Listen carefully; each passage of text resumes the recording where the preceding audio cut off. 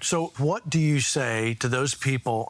There's two different things you need to refer to. The first one, I want you to talk to those ministers, people that are lay ministry, and you and I meet them all the time. They're doing everything they can to be on that platform that they seek to be on, and they're looking for the accolades and the stardom, really. But they're hearing you today. I really believe this. People are hearing you today going, he's right. I need to change. I need to be like Spurgeon. I need to be like Booth or Catherine Booth. What do they do? Well, what I think they have to make sure that is something they really want. And it's not an emotional thing because you're hearing me talk or you read a book or you see another one of the shows you guys produce and it convicts them. And then 2-3 weeks later, you're back to the same old thing. Right. I think you have to make that a conviction principle of life. You have to change your friendships. Many people have the wrong people, not just wrong darkness people or people of the world, but sometimes the wrong Christians around you. Yeah. And you have to have a deliverance for some of these Christians who know how to talk but not live or not. They only want to go so far.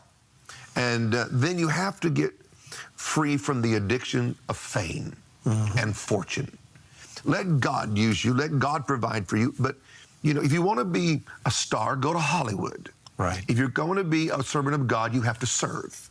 And you have to be willing to serve anywhere, to any group, at any time with all your heart, with joy. And that would be a part of it. I think, too, if you're going to be this kind of preacher, then you have to be happy where God plants you and take care of that field so it's green and producing. A lot of people look at everybody else's field and say, oh, their grass is greener, because you're doing nothing to yours. Yeah.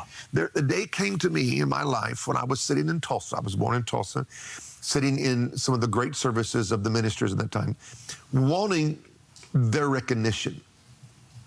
I'd met some of them. I'd been around them to a certain degree because I was in their family relationships. And I realized, I'm never going to get that. Yeah. And I didn't say that to be mean or to arrogant. I just thought, that's not going to be a part of my story. This man is not going to go, good job, Brother Roberts. Yeah. That's not going to happen. And I had to die to that whole thing and turn myself. And I turned that night and went to 127 countries. I thought, at the end of the day, I have a good pastor. I've got my good influences.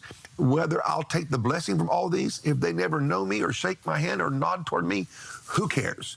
And I went and did it. So there has to be that kind of thing, that moment in your life where you die to all of that and go do your call. And what's come to me since then is because I obeyed. Yeah. Because I did what I was called to do. Who else was reading books back then like this? No, yeah. Nobody cared. No. Nobody cared about Catherine Kuhlman's stories. No one cared about Amy. They didn't care about Wigglesworth. They knew the name. They didn't care. Yeah. And the people that knew him back then, there was plenty of people that knew Smith. I met the last little boy that was at Azusa Street back in those days. You know, you had they didn't care. I would go talk to them, and they would cry and say, why are you here? What? I said, because I want to know. And when they found out I was sincere, their treasures opened. Wow. Of what they would say and how they would say it. And they gave me all kinds of stuff, too, as the other kind of treasure I got. Yeah. But to go back to your question, that would be something I think you do what you're called to do, die to that ambition. And there are some people, you're never going to get their approval. Plus, you don't. You know, that's huge, Roberts. That's a huge key you just gave. I had to deal with that, too. There were some people that I really wanted their approval. Never got it. I don't know. I don't think I was ever on the radar. But you know how you're striving for the wrong thing. Yeah. And that's what you're talking about, is getting your desires lined up with what God's called you to do. Yeah. All right. So let's talk about the other section of people. They're listening and they're saying, okay, I'm a plumber, or I work in an office and I'm an administrative assistant. I mean, what can I do? Well, there are several things I would suggest. One is Smith was a plumber and became the great apostle.